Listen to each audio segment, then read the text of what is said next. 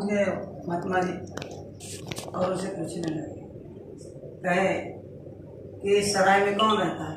सराय का मतलब धर्मशाला, धर्मशाला बोलते हैं, सराय कहते हैं, हिंदी में धर्मशाला भी बोलते हैं। जैसे जगह जगह पार्टी को अपने वहाँ बना देते हैं, नेपाल में होया हो तो शादी घर, विवाह घर, ऐसा कुछ बना देते हैं, सामूहिक घर। तो इस तरह वो जाकर के उनसे पूछते हैं कि सराय में कौन रहता है? अब वहाँ राजा बैठे थे, तमाम मंत्रीगण बैठे थे, तो वो बोले कि महात्मा जी ये राजा नहीं, ये सराय नहीं, ये राज दरबार है।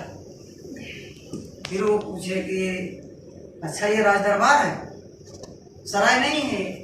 तो महात्मा जी और आगे बढ़े और राजा से पूछे कि राजा साहब आप ये बताइए, जिस कुर्सी पर आप बैठे हैं, जिस सिंहासन पर आप बैठे हैं, आपके पहले कौन बैठता था? तब उन्होंने बताया कि हमसे पहले यहाँ पर हमारे पिताजी बैठते थे। अच्छा, तो फिर कहा कि आपके पिताजी के पहले उस पर कौन बैठता था? तो बोले कि हमारे पिताजी के पहले हमारे दादाजी बैठते थे, हमारे पिताजी के पिताजी, फिर उनके पहले उनके पिताजी।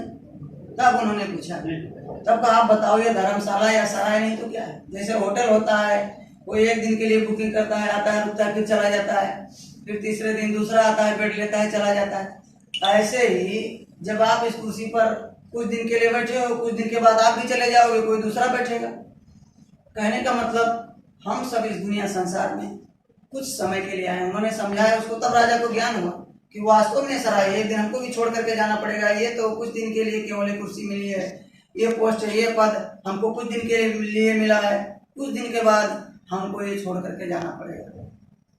तब उनको ये ज्ञान हुआ। तब राजा बोले कि हमको अब जब मैं यहाँ से जाऊंगा तो कहाँ जाऊंगा? तब वो महात्मा जी से और बात पूछने लगे। तो अपने बाबा जी ने सुनाया और समझाया, बताया कि देखो हम आपको जो ये मनुष्य शरीर मिला है, एक दिन खाली कर देना पड़ेगा, एक दिन इसको छोड़ करके जाना पड़ेगा। जिस धन दौलत, जिस रुपया पैसा, जिस मकान, जिस घर को, जिस जगह जमीन को हम अपना अपना समझते हैं, जिस लाल पुर्जा को अपने नेपाल में लाल पुर्जा लेकर के रखते हैं, जिस पर अपना नाम चढ़वाते हैं, वो लाल पुर्जा एक दिन वहीं छूट जाएगा, उस पर किसी दूसरे का नाम आ जाएगा। उसके पहले किसी दूसरे का नाम था और फिर कुछ समय के बाद वो लाल पुर्जा हमारा नहीं रह जाएगा, वो मकान हमारा नहीं रह जाएगा। इसलिए महात्मा महापुरुष कहते हैं कि आप समझ लो, जान लो, हम आप सब चीज का पढ़ाई करते हैं। देखिए हम आप पढ़ाई लिखाई करते हैं, डिग्री सर्टिफिकेट इकट्ठा करते हैं, उसमें केवल यही सिखाया जाता है कि आप पढ़ लिख करके बड़े आदमी बन जाओ, विद्वान बन जाओ, ड्राइवर बन जाओ, डॉक्टर बन जाओ, इंजीनियर बन जाओ, मास्टर बन जाओ, आप ज्यादा से ज्यादा धन दौलत कमाओ, बड़े आदमी बन जाओ, मान सम्मान इकट्ठा कर लो, मंत्री मिनिस्टर बन जाओ। लेकिन हम आपको उस विद्या, उस भौतिक विद्या में ये कभी नहीं सिखाया गया कि भाई ये मनुष्य शरीर आपको मिला है, इसको एक दिन खाली करना पड़ेगा और इसको एक दिन छोड़ना पड़ेगा, और जब यहाँ से जाओगे तो ये डॉक्टर इंजीनियर जो बनते हो, जो आप डिग्री सर्टिफिकेट इकट्ठा कर लो, ये आपके साथ नहीं जाएगा। ये उस भौतिक विद्या में कभी नहीं सिखाया जाता। इसीलिए बताया गया कि जहां पर भौतिक विद्या खत्म हो जाती है, वहां से आध्यात्मिक विद्या का शुरुआत होता है, वहां से आध्यात्मिक विद्या का शुरुआत होता है। और आध्यात्मिक विद्या हमेशा काम आता है। इस भौतिक संसार में भी वो आध्यात्मिक विद्या काम आती है, और उस आध्यात्मिक विद्या अगर सीख लिया जाए तो इस शरीर को छोड़ने के बाद भी वो काम आती है। इस मनुष्य शरीर में रहते हुए भी काम आती है और उसके बाद भी काम आती है। इसलिए भौतिक के साथ साथ महात्मा महापुरुष कहते हैं कि आप भौतिक ज्ञान के साथ साथ कुछ ना कुछ आध्यात्मिक ज्ञान को रखना भी बहुत जरूरी है। आध्यात्मिक ज्ञान अगर आपको हो गया तो आप कहीं धोखा नहीं खाओगे, आप कहीं पर फंसोगे नहीं। फिर आपके जीवन में दुख, मुसीबत, संकट जो आएगा आप उसको समझोगे कि क्यों आया है। और ये जैसे दिन होता है, दिन के बाद रात आता है, ऐसे ही कभी दुख आता है, कभी सुख आता है, ये धीरे धीरे चला जाता है। लेकिन ये कब आता है? सहनशीलता कब आता है हमारे अंदर, ये सब सोच कब आता है? जब हम सत्संग को सुनते हैं। इसलिए महापुरुष ने बताया, महात्माओं ने बताया, अपने गुरु महाराज ने इस समय बताया कि जैसे छोटे बच्चे को इस समय पर, जो छोटा बच्चा होता है, जन्म जिसका होता है, उसको पालन पोषण के लिए उसकी माँ की जरूरत पड़ती है, उसको दूध पिलाने के लिए, उसका पालन पोषण करने के लिए। ठीक इसी प्रकार से इस समय पर लोगों के लिए सत्संग बहुत जरूरी है। सभी प्राणियों के लिए सत्संग बहुत जरूरी है। सत्संग जैसे छोटे बच्चे को माँ की जरूरत है, ऐसे हम लोगों के लिए सत्संग बहुत जरूरी है। सत्संग जरूर सुनना चाहिए, उसी में बताया जाता है, उसी में वो। अब जैसे पहले के समय में क्या था, जैसे वहां पर उन्होंने पूछा राजा साहब ने, राजा साहब से महात्मा जी ने कि ये सराय है। पहले के जमाने में लोग पैसा कौड़ी जब ज्यादा हो जाता था तो ये नहीं कि 4 तला 5 तला अपना बिल्डिंग बना ले, खूब घर मकान बना लिए, नहीं करते थे। पहले लोग परमार्थी काम करते, क्या करते थे पहले के जमाने में लोग, जब पैसा ज्यादा हो जाता था तो कहीं पर ऐसे धर्मशाला बनवा देते थे, मंदिर बनवा देते थे, भंडारा चलवा देते थे। और नल, पहले नल नहीं होता था तो कुआं खुदवा देते थे, बाल्टी रखवा देते थे कि लोग आवे रास्ते से जाएं तो पानी पी ले। पहले बड़े बड़े रास्ते नहीं थे, गाड़ी घोड़ा नहीं थे उस समय पर तो लोगों के घर में बरकत थी, लोगों के घर में समस्या नहीं होती थी, लोगों के घर से बीमारी परेशानी चली जाती थी। जब वो अच्छे कामों में खर्च करते थे तब उनके घर में बरकत भी आती थी। क्या होता है, अपने परम पूज्य महाराज जी ने बताया कि लक्ष्मी को अगर अच्छे काम में आप खर्च करोगे, जो आप कमाते हो इस लक्ष्मी को आप अगर अच्छे कामों में खर्च करोगे तो ये आपके घर में वास कर जाएगी, ठहर जाएगी, रुक जाएगी। और अगर बुरे कर्मों में खर्च करोगे, बुरे कामों में खर्च करोगे, पाप में लगाओगे, बुरे स्थान पर जुआ में, शराब में, आप जुए में इसको लगा दोगे, जाकर के जुआ खेलोगे, आप जाकर के इसी पैसे से शराब पियोगे, आप इसी पैसे से जाकर के वेश्यावृत्ति करोगे, तब वो पैसा आपके घर में बरकत नहीं आएगी। अब वो देखती है कि लक्ष्मी ये तो मेरा कदर नहीं करता है, ये तो गलत स्थान पर इसको खर्च करता है, मुझको ले जाता है, गलत स्थान पर लगाता है। तब क्या करते हैं, तब वो लक्ष्मी आपके घर में वास नहीं करती, फिर वो भक्ति रहती है। तो कहते हैं जैसे हमारे आपके पीछे परछाई बनता है, देखिए ये परछाई यहाँ बन रहा है, हम जितने इसके पीछे जाएंगे उतने ये दूर होता है। तो बाबा जी ने बताया कि माया छाया एक सी, बिरला जाने कोई, और भगता के पीछे पीड़े सन्मुख भागे। जैसे परछाई बन जाए और परछाई के पीछे देखो, यहाँ परछाई बना है, मैं इसको हाथ इधर ले जा रहा हूँ तो परछाई दूर होती जा रही है, और इस परछाई को मैं इधर देखो हाथ इधर करता जा रहा हूँ तो परछाई पीछे पीछे आ रही है। ठीक इसी प्रकार से क्या होता है, ये जो रुपया पैसा है, धन दौलत है, जिसके लिए हम अभी विदेश में पड़े हैं, ये हमने पिछले सत्संग में और भी बात बताई थी, इसलिए हमने बताया था कि बरकत कैसे आएगी ये बात आपको बताया जाएगा। तो मैं उसी बात पर आज बता रहा हूँ आपको गुरु की कृपा से कि हम आप विदेश में इसीलिए पढ़े हैं कि हमारे घर में बरकत आ जाए, हमारे घर में रुपये पैसे की कमी न रहे, हमारे घर के लोग सुखी रहें, संपन्न रहें, हमारे घर में रोग बीमारी न रहे। इसीलिए तो पैसा कमाते हैं भाई। हम धन क्यों कमाते हैं कि हम सुख से रहें, हमारे घर में सुख शांति रहे, हमारे घर में तकलीफ ना हो, हमारे घर में किसी को कष्ट ना हो, खाने पीने पहनने की कोई दिक्कत ना हो, इसीलिए तो। और उसकी दया हो जाए, गाड़ी घोड़ा से चलने लग जाए, इसीलिए कमाते हैं हम आप। लेकिन वो कब होगा, बाबा जी ने बताया वो जब होगा जब आप लक्ष्मी को अच्छे काम में लगाओगे, बुरे काम में आप खर्च नहीं करोगे। जब लक्ष्मी का कदर करोगे आप, तब वो आपके घर में वास करेगी। इसलिए बाबा जी कहते हैं कि ये पाप, जैसे जहाँ पर पाप माना जाता है, जहाँ पर बुरे कर्म कहते हैं, जिसको गंदे कर्म कहते हैं, ऐसे गंदे कर्मों में इस लक्ष्मी को नहीं लगाना चाहिए, नहीं तो वो रुष्ट हो जाती है, फिर आपके घर में नहीं। इसलिए ऐसे जुआ, शराब से, ताड़ी अफीम से, गांजा से, चरस से, भांग से और गलत स्थानों पर इस लक्ष्मी को, वेश्यावृत्ति में, व्यभिचार में इस लक्ष्मी को खर्च नहीं करना चाहिए। इसको उचित स्थान पर खर्च करना, इसको भूखे को कभी भोजन कराने में, प्यासे को पानी पिलाने में, कोई दुख मुसीबत का है, हमारा है, उसका वीसा खत्म हो गया, वो परेशान है, नौकरी नहीं मिली है, भूखा मर रहा है, रहने का ठिकाना नहीं है, ऐसे लोगों को आपने कुछ सहयोग कर दिया, देख लिया कि वास्तव में वो भूखा नंगा है, उसका कुछ सहयोग कर दिया, उसको वो घर को जाने के लिए टिकट नहीं, बेचारा परेशान है, यहाँ गया फंस गया, नहीं जानता है, आपने कहा आप सब लोग मिलकर के मदद कर दी, तो वो क्या होता है, वो एक परमार्थ होता है। जब आप ऐसे अच्छे कामों में खर्च करते हो तब वो मालिक देखता है कि ये देखो हमारे ही बंदे को जो कष्ट हो रहा था उसको ये सहयोग कर रहा है, उसके लिए मदद कर रहा है, तो हमको भी इसका मदद करना चाहिए।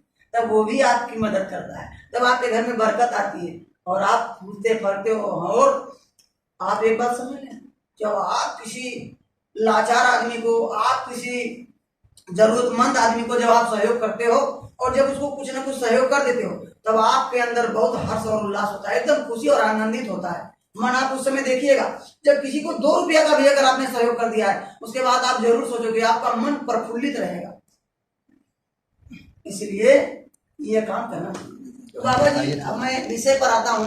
बाबा जी ने ये बात बताया, ये मनुष्य शरीर हमारे आपके साथ जाने वाला नहीं, इसलिए आध्यात्मिक विद्या का ज्ञान होना जरूरी है।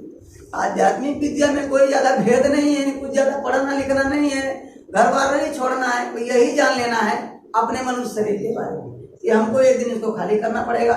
इससे हम जो रात दिन इकट्ठा करते जा रहे हैं वो हमारे साथ नहीं जाएगा, लेकिन कुछ ना कुछ ऐसा चीज है जो हमारे साथ जाएगा, उसको हमको जरूरत, उसको हमको इकट्ठा करने की जरूरत है। अब हमारे साथ क्या जाएगा? जो हम इससे अच्छे और बुरे करते, जो हम इससे अच्छे काम करेंगे वो हमारे साथ जाएगा, हम दौलत तो नहीं जाएगा। क्योंकि बाबा जी ने बताया कि जब बच्चा लड़का जन्म लेता है, जन्मने के बाद जब 5 साल का बच्चा होता है, लड़का 5 साल का, तो उसके एक दाहिने कंधे पर अच्छा कर्म लिखने वाला और बाएं कंधे पर बुरा कर्म लिखने वाला 2 दूध बैठा दिया जाता है।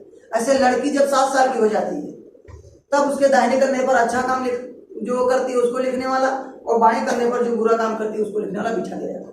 अब आप पूरी जिंदगी कुछ भी करते रहो, रोकेगा कोई नहीं, आपसे कोई कुछ नहीं कहेगा।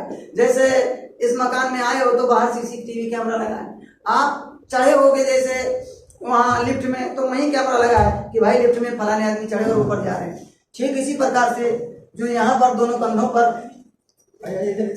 जो ये दोनों कंधों पर ये बैठे हैं, ये बराबर दिन रात कभी सोते नहीं, बराबर ये हम आपको, हमारे आपके क्रियाकलापों को देखते रहते हैं। जय गुरुदेव, जय गुरुदेव, जय गुरुदेव, जय गुरुदेव, जय गुरुदेव, जय गुरुदेव। तो बाबा जी ने बताया कि ये जो दोनों यहाँ पर दूध बैठा दिए जाते हैं उसके नुमाइंदे वो बराबर लिखते रहते हैं, बराबर हमारे आपके रील को बनाते रहते हैं। तो ये कब दिखाते हैं? जब हमारा आपका शरीर, हम आपको गिन करके श्वास की पूंजी मिली है, 96 करोड़ श्वास की पूंजी हम आपको मिली।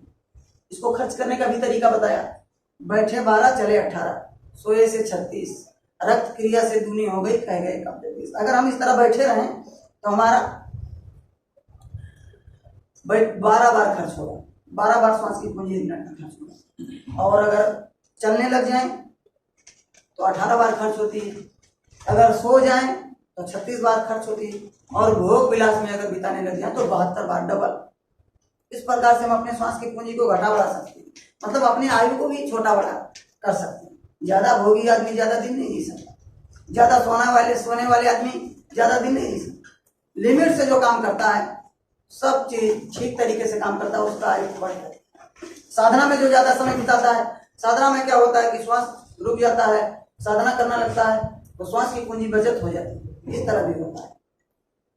तो ये बताया गया कि 96 करोड़ श्वास की पूंजी आपको मिली है, वो कुछ दिन के बाद आपकी खत्म हो जाए और आपको छोड़ करके जाना पड़ेगा। अब इस समय के अंदर हम आप जो काम करेंगे, उन्होंने बताया, जैसे हम आप किसी को भोजन करा दिए, किसी भूखे को भोजन करा दिया, पैसे को पानी पिला दिया, नंगे को कपड़ा दे दिया, और किसी का घर मकान नहीं है उसके लिए कोई व्यवस्था करवा दिया, किसी गरीब लड़की की शादी करवा दिया, ये सब होते हैं पुण्य कर्म। ये पुण्य कर्म इकट्ठा होता है तो वो सब ये लिखता रहता है, जो दाहिने कंधे पर बैठा रहता है वो बराबर लिखता रहता है। अब कोई ये सोचे कि मैं 12 बजे रात को जब पूरा दुनिया सो जाता है मैं तब जाऊंगा कोई गलत काम करने, तो इसको नहीं पता चलेगा, लेकिन वो कभी नहीं सोता है। जैसे सीसीटीवी कैमरा कभी नहीं बंद होता है, लाइट चली जाए तो कुछ ऐसे भी सीसी कैमरा हैं जिसके पास बैकअप रहता है, बैटरी बैकअप को तब भी चलता रहता है, ठीक इसी प्रकार से ये बराबर चलता रहता है, वो बराबर आपके कर्मों को लिखता है। तब क्या होता है, जब अंतिम समय आता है, जब मृत्यु आती है, जब वो यमराज यमदूत को भेजता है, तो यमराज जब हमारे यहाँ से जीवात्मा को लेने आता है, क्योंकि जीवात्मा कभी नहीं मरती है, जीवात्मा उसी का अंश है, ईश्वर अंश जीव अविनाशी, चेतन अमल सहज सुखरस। ये चेतन है, सहज है, अमल है। अमल का मतलब इस पर कोई मैल नहीं था। जब जीवात्मा हम आपको उस मालिक ने दिया था, जब यहाँ पर भेजा था, तो इस पर कोई गंदगी नहीं था, कोई पाप नहीं था, कोई पुण्य नहीं था, एकदम निर्मल भेजा था, कुछ नहीं था। लेकिन हम आप जब यहाँ आए तो अपने कर्मों से जाने अनजाने में, जैसे हम आप रास्ते से चल रहे हैं, रास्ते से चलते जा रहे हैं, लेकिन हमारे पैर के नीचे कभी छोटी छोटी चींटियां, छोटे छोटे कीड़े आ जाते हैं, वो दब जाते हैं, मर जाते हैं, वो भी हमारा पाप ही बन गया, उससे भी हमारे ऊपर कर्म ही आते हैं। हम चलते जा रहे हैं, अब कभी हम जा रहे हैं किसी तरफ, कोई पूछ लेता है कि कहाँ जा रहे हो, हम उससे ऐसे बोल देते हैं कहीं नहीं, बस ऐसे। अब हम जा तो रहे हैं, भले हम दुकान की तरफ सामान लेने जा रहे हो, लेकिन ऐसे मुंह से निकल जाता है कि कहीं नहीं, बस ऐसे, तो वो भी झूठ माना जाता है। अब कभी कभी क्या होता है, हम मुंह में कुछ खाते रहते हैं, हमारे अगल बगल वाले पूछ लेते क्या खा रहे हो, तो मुंह से ऐसे निकल जाता है कुछ नहीं, बस ऐसे, तो वो भी झूठ, यानी कि झूठे लेना, झूठे देना, झूठे भोजन, झूठ से बिना, इस तरह से झूठ का भी बोलबाला होता चला गया, तो ये भी पाप बनता जा रहा है। तो वो क्या होता है, जान में हो या अनजान में हो, बनता जाता है, तो वो यहाँ पर लिखते जाते हैं। अब जब अंतिम समय आता है, तो जब यमदूत आता है, तो जो अपने जीवन में अच्छे कर्म किए रहते हैं, जो शुरू से आखिरी तक दयावान रहते हैं, धार्मिक रहते हैं, धर्म का पालन करते हैं, कभी किसी का अहिंसा नहीं करते हैं, किसी को नहीं सताते हैं, किसी को कष्ट नहीं देते हैं, हमारे वजह से अगर आपको कष्ट हो जाए, हमारे वजह से अगर आपके आत्मा को तकलीफ हो जाए, तो वो भी पाप माना जाता है। जैसे किसी को आप कोई वचन दे दो, और उसके बाद में जब उसका समय आए आप उसको धोखा दे दो, तो वो भी पाप माना जाता है। किसी का घर जला दो, वो भी पाप माना जाता है, मकान जला दो, पाप माना जाता है, किसी के साथ बुरा कर्म कर, ये सब पाप माना जाता है। तो वो सब लिखता रहता है। तो जो पापी कुकर्मी जीव होते हैं, जो व्यभिचार किए होते हैं, जो वेश्यावृत्ति करते हैं, जो गलत कामों में पैसा खर्च करते हैं, गलत कामों में लगाते हैं, दूसरों को गलत रास्ता दिखाते हैं, दूसरों को गलत रास्ते पर लेकर जाते हैं, ये भी पाप माना जाता है। तो उनको क्या करते हैं, अंतिम में जब वो यमदूत आता है, तो वो डरावनी चेहरा, इतनी बड़ी बड़ी कटोरे जैसे आंखें होती हैं उसकी, देखते ही डर जाओगे, और उसके चेहरे से इतना दुर्गंध निकलता है, देखते ही मनुष्य का जो पापी आदमी होता है उसके लिए वो इस तरह आते हैं। और जो धार्मिक लोग होते हैं, उनका जीवात्मा जब निकलता है, तो आंखों से निकल जाता है, मुंह से निकल जाता है, नाक से निकल जाता है, उसको तकलीफ नहीं होता है, जो धार्मिक आदमी होता है। और जो पापी कुकर्मी लोग होते हैं, उनका क्या होता है, अंतिम समय में जल्दी जीवात्मा निकलती नहीं और छोड़ते नहीं, तो टट्टी पेशाब भी हो जाता है। आप देखे होंगे तमाम मरने वाले आदमी को टट्टी पेशाब हो जाता है, और वो जबरदस्ती सीने पर सवार हो जाता है, उसको देखते ही खून पानी हो जाता है, आंखों से देखना बंद हो जाता है, और आंखों से देखना बंद हो जाएगा, खून पानी हो जाएगा, हड्डी चट चट करके टूटेगी, दुर्गंध युक्त चेहरा उसका एकदम दुर्गंध आएगा, और जबरदस्ती खींच करके और जीवात्मा को निकालेगा। 17 तत्वों को लिंग शरीर में बंद करके, और जिन लोगों को मारा है उसने, मान लो कभी किसी को मार दिया जान में अनजान में, वो बदला लेने के लिए रास्ते में बैठे रहते हैं, तो वो क्या करता है, वो 60,000 योजन के ऊपर 56,000 योजन के ऊपर, बहुत ऊपर लेकर जाता है। तो क्या करता है, ऐसे रास्ते से ले जाता है जैसे पूरा कांटा ही कांटा हो, उसी में आपको घसीटते हुए ले जाता है। किसी को तपते हुए रेत, जैसे बालू होता है, अब आप रेगिस्तान में है, ये तो रेगिस्तान ही है, सुंदर कुछ बना दिया, लेकिन उधर सब बालू ही बालू है। तो जब अभी आएगा बैसाख जेठ का महीना, मई जून का महीना, तो बालू बहुत तपती है, बहुत गर्मी होता है, ऐसे तपते हुए रेत में ऐसे घसीटता हुआ लेकर के जाता है, खून से लथपथ हो जाती है जीवात्मा, वहां बियाबान जंगल में कोई उसका मदद करने वाला नहीं होता, इस प्रकार से कष्ट होता है। अब आप लोग ये सोचोगे कि ये देखो, अब कहाँ की बात हमको क्या सुना रहे हैं, अब ये सब होता है कि नहीं होता है। अब ये होता नहीं होता तो जिक्र नहीं होता। अगर हम धार्मिक लोग हैं, अगर हम मानते हैं, अगर हमको कुछ, हम क्योंकि अब हमको अभी तक ये सब कोई बताने वाला नहीं मिला, इसलिए ये विश्वास नहीं हो रहा।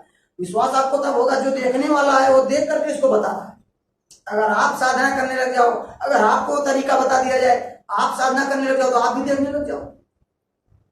अरे गुरु नानक जी जो थे, वो संत महापुरुष थे, उनका ही एक जीव उन्होंने नामदान दिया था, एक जीव उनका क्या हुआ, नरक में चला गया, पता नहीं कुछ कारणवश, संगत के बस वो नरक में चला गया।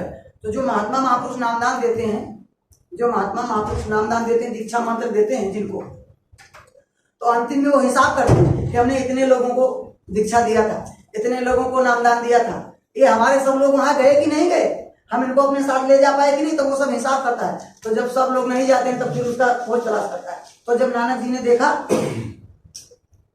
देखा कि अरे मेरा एक बंदा अभी तक नहीं गया है, तो वो ढूंढने लगे चारों तरफ, कहीं नहीं मिला। तब देखा कि नरक में गया है, वो नरक में है, तो नरक की तरफ हो गए उसको लेने के लिए। तो नानक जाए, अंगूठा बोरा और सब जीवों का खेने बोरा। नानक जाकर के अपने अंगूठा ऐसे डाल दिए वहां, और अपने उस जीवात्मा, जो उनकी जीवात्मा थी, उससे कहा कि मेरे अंगूठे को पकड़ो। तो वो जीवात्मा तो गुरु का था, गुरु ने उसको शिक्षा दिया था, तो उसको दया आ गई। उसने कहा आप जैसे समर्थ महापुरुष हमारे यहाँ इस नरक में आए, नरक में हमको लेने के लिए, तो आप इन सबको लेकर के चले जाओ। उसमें जितने लोग थे सबसे कहा उसने सबसे कहा, किसने? वो परमार्थी जीव जो था, उसने कहा कि मैं गुरु जी का अंगूठा पकड़ता हूँ, आप मेरा अंगूठा पकड़ो, दूसरा उसका अंगूठा पकड़े, सब लोग एक दूसरे का अंगूठा पकड़ते चले जाओ। उस नरक में जितने लोग थे सब एक दूसरे का अंगूठा पकड़े और नानक जी जब लेकर के सबको पार कर दिए एक ही बार में। जब इस तरह हुआ, ऐसे राजा जनक, अपने देश के जो राजा जनक थे, इनका भी एक जीव नहीं आ पाया था। इन्होंने भी एक नरक को ऐसे पूरा सुखवा दिया, पूरा नरक को ही खत्म कर दिया।